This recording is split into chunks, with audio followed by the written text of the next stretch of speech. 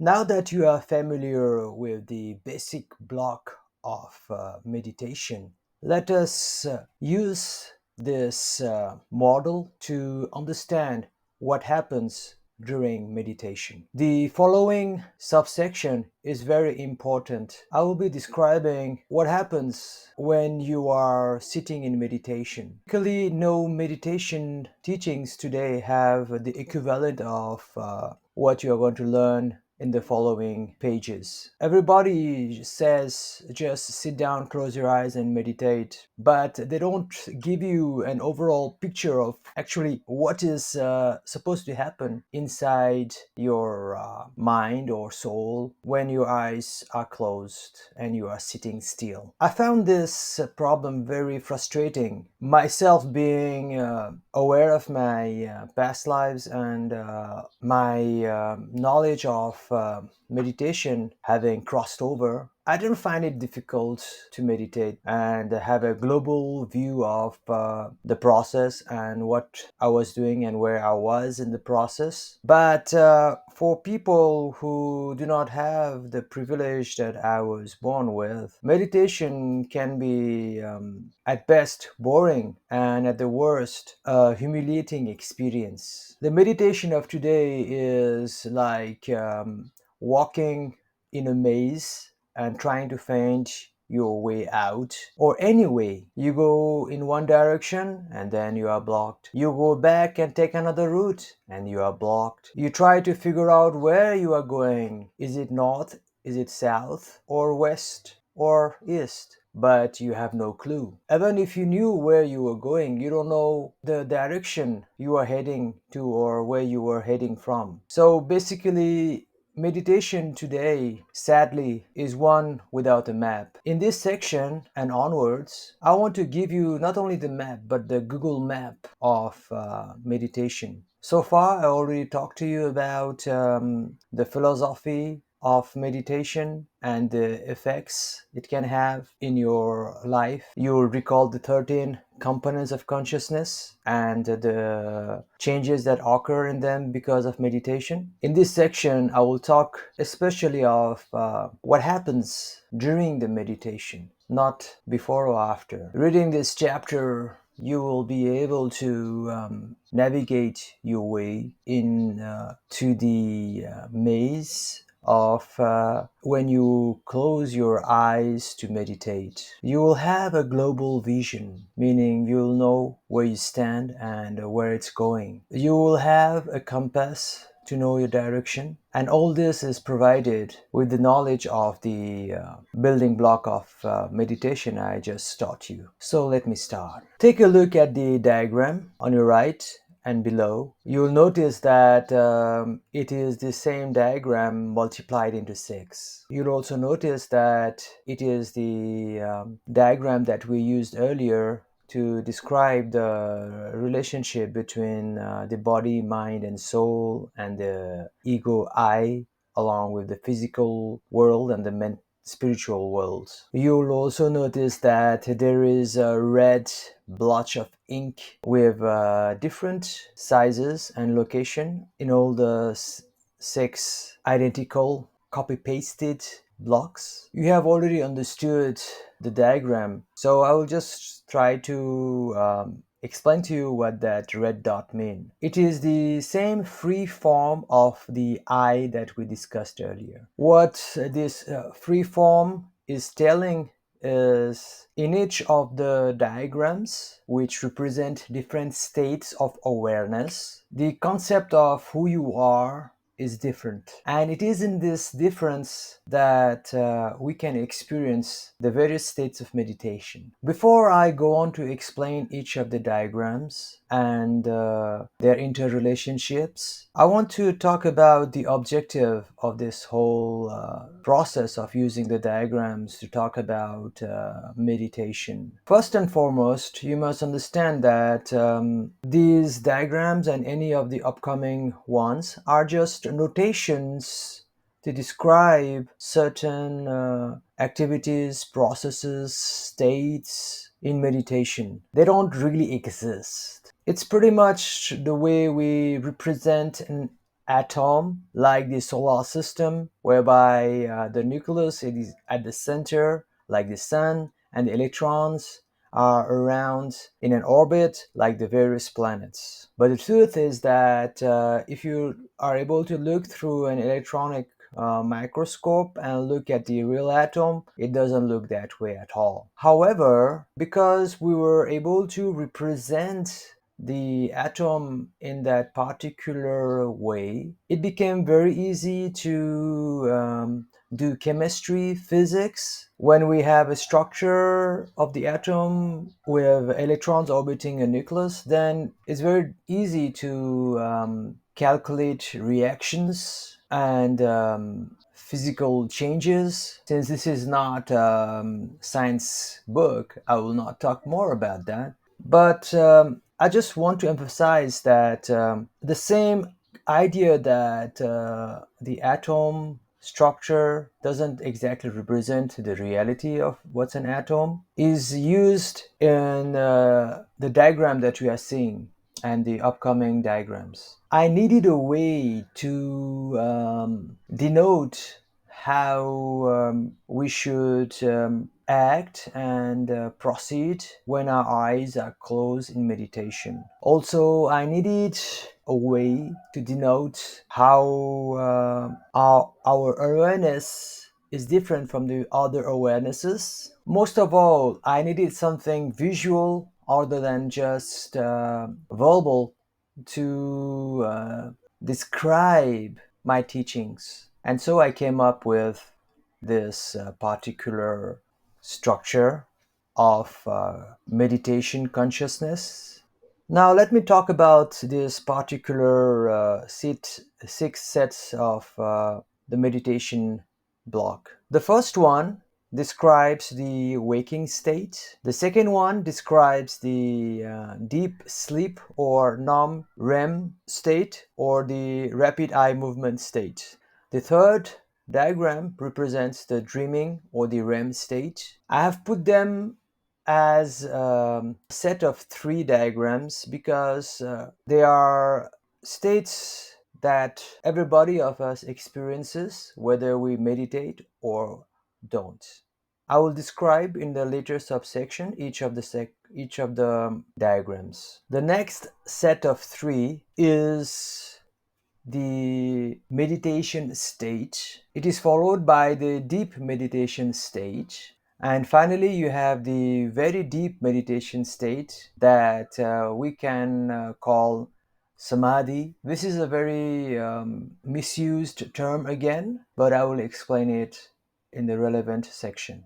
Once you are able to understand these six diagrams and how they are similar to one another and how they are different to one another, then when you close your eyes to meditate, you will know where you are heading and where you came from. You will also know the various obstacles that you are facing, and that is the objective of this particular diagram. Starting when you are awake, take a look at the free form in the first diagram. As you can see, the blotch is occupying some area of the body circle and the mind, and as well as the physical world.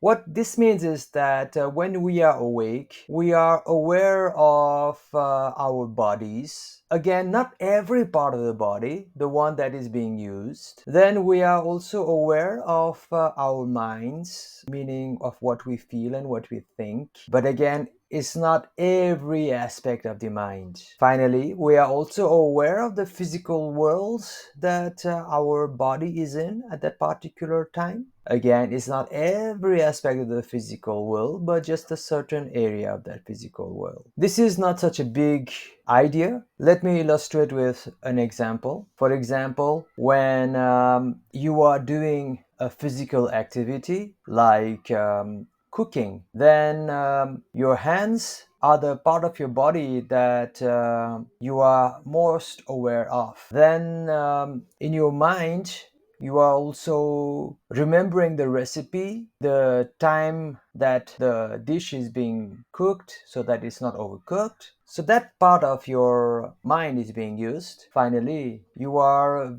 aware of your surroundings as you cook so that you don't burn the kitchen. Now, the same process applies for every other activities that we do in the waking state. When we drive, we are aware of our two hands and two legs if you have a clutch system. And then your mind is busy comparing the various sources of threat that can lead to an accident in front of you, as well as being on course. And then you are also aware of the road in front of you, as well as the immediate passenger beside you. If you have some cargo, then you'll also be aware of that cargo. So that is the waking state. When we sleep after a tiring day, we tend not to dream. Even if it's a normal day, the first hour will usually be dreamless, and that is what we call non-rapid eye movement state. I hope that you can do some Google search on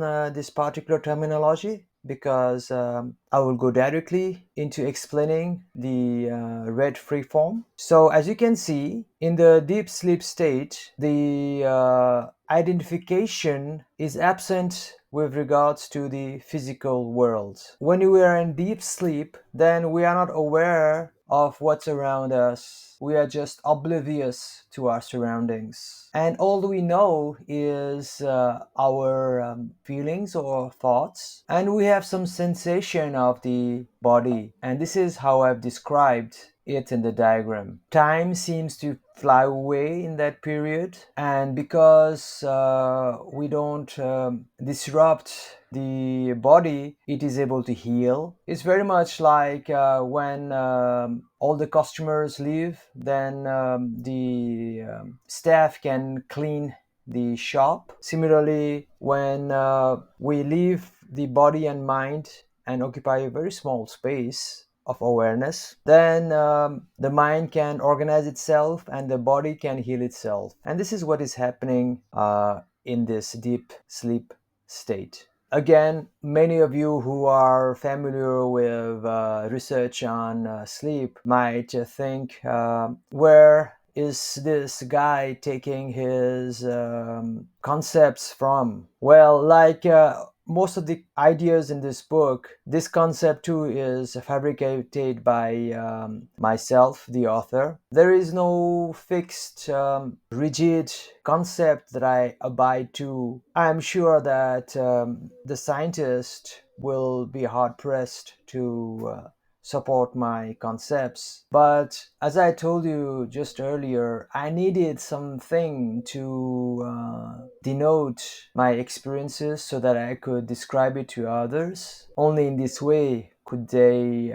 replicate my experience. So that is deep sleep in terms of my experience using my own notation, which, as I agree, is not universal and not tested. However, I believe that one day this model will be tested. For now, I just request you to enter into a suspended state of disbelief and read on to understand more of how I experience meditation, the unified meditation, and how you too could experience it. Nothing that I say here is written in stone, and there is no universality in it. I do not claim any of this. All I want is that you are able to experience unified meditation the way I do. Now that I have cleared your doubts and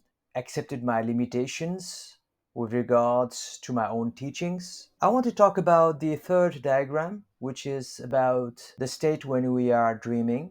It is called rapid eye movement state. You can see that in the diagram, the only difference is that the red freeform now has moved away from the body and has taken a portion of the spiritual body or the soul. In my concept, what it means is that the mind now is free to created the dreams, and many of the dreams are fed by the soul. In this way, we identify with the mind and the soul when we are in the dream state. I don't think it's a very complex idea, but still, some of you might feel an example would help. So I'll give you one. When we dream, we see ourselves in various forms. Sometimes just the way we are at this current stage. We see other people. Well, we can say that it's our soul, but now the place of action is no more the physical body but the mind, and that is what we are aware of. So that would be the dream state. Now we begin the main reason we designed this diagram for. When we are meditating, then our identification is like in a diagram. It starts with the body, then it passes through the mind and ends in the soul. This is how we identify ourselves when we are meditating.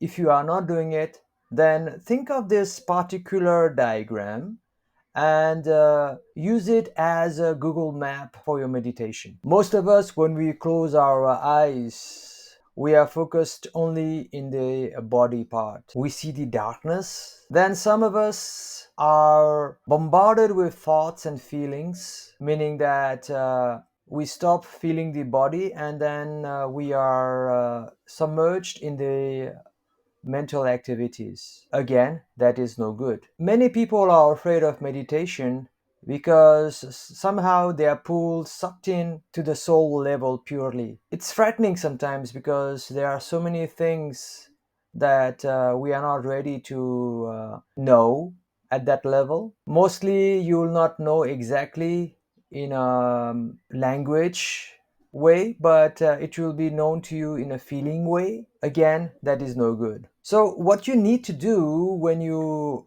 close your eyes is to balance your I or identification by being aware of your body where you are sitting. Your eyes will be closed, and preferably your ears should be having some kind of ear plug so that you don't hear anything like the horns across the street or people talking, shouting.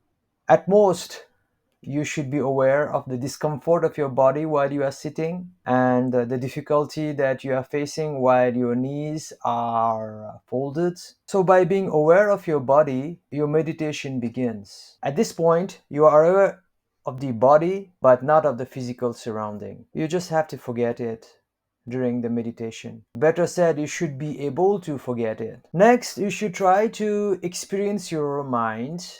The first thing the mind will throw at you are at least a dozen thoughts that will appear to you like a million thoughts. In fact, if you are able to count them, they'll not be more than 2 dozens. Mostly they are just 5 or 6. And they appear so heavy in your mind, as if your mind is going to burst. The idea is to tolerate those thoughts. So the difficulty in meditation is on both sides. The body is feeling discomfort, and the mind is bombarding you with lots of thoughts that appear so heavy on you. Consequently, you feel like opening your eyes and just get it done over with, going back to the waking state that we discussed about earlier. However, if you just do that, then you will never be able to progress in meditation. I will tell you my own secret that even after all those years of meditation, sometimes, as I told you, practicing 8 to 10 hours of meditation a day, I still have the same urge to just open my eyes, walk away, and go to the waking state because the feelings and thoughts are just too heavy and too many. Sometimes, especially in my night meditation, even though I'm scheduled for 1 hour of meditation, the mind throws so many strange visions and awkward feelings that I just can't tolerate anymore. and then I just go to sleep. So if this is my situation, that I feel like opening my eyes and entering either the waking state or the deep sleep state and dream state, then for any person who is starting meditation or is in the early stages of meditation, you should not be feeling awkward and bad that you can't keep your eyes closed and sit still. It's natural. So when you have scheduled a certain time period for your meditation, like say 15 minutes or 30 or 1 hour, then you must accept that the mind is going to go crazy and the body is gonna ache. But that is for a good purpose. Using this body mind combination of meditation, you can get into the soul like a petroleum company uses a drill to bore into the depth of the earth to find petroleum. The diagram is very similar. By keeping your body still and controlling your thoughts, then slowly that identification or the I will go deeper and deeper into the soul. Slowly you will be able to identify yourself with the soul. How do you know that your underground boring into the soul has worked? Well, suddenly you'll find your mind is quietened and your feelings are more positive. You'll know some things, again, not in words and language, but in feelings and sensations. Things will start to make sense that did not make sense. What were presented to you by the mind as problems will now be presented to you as solutions. So during the meditation itself, like a computer or artificial intelligence, your mind will come up with some new ideas. Also, the feelings of goodness and purity will increase in you. This is when you know that you have a heat upon the soul. By practicing this unified meditation using the various techniques that you learn about later on, you'll be able to go deeper, wider, further into the soul. You'll be able to make it permanent, like your foundation in your soul, and that will also affect your waking state. That is why people who meditate seem to be more grounded, happier, and more contained. But during the meditation itself, when you hit the soul, various visions will fill your thoughts. There will be ideas that you did not contemplate on before. Also, you might get some kind of realization that what you have been doing earlier was wrong and you have to mend your ways. This is a very common phenomenon in meditators. Most of the time, we try to ignore our bad deeds and find excuses.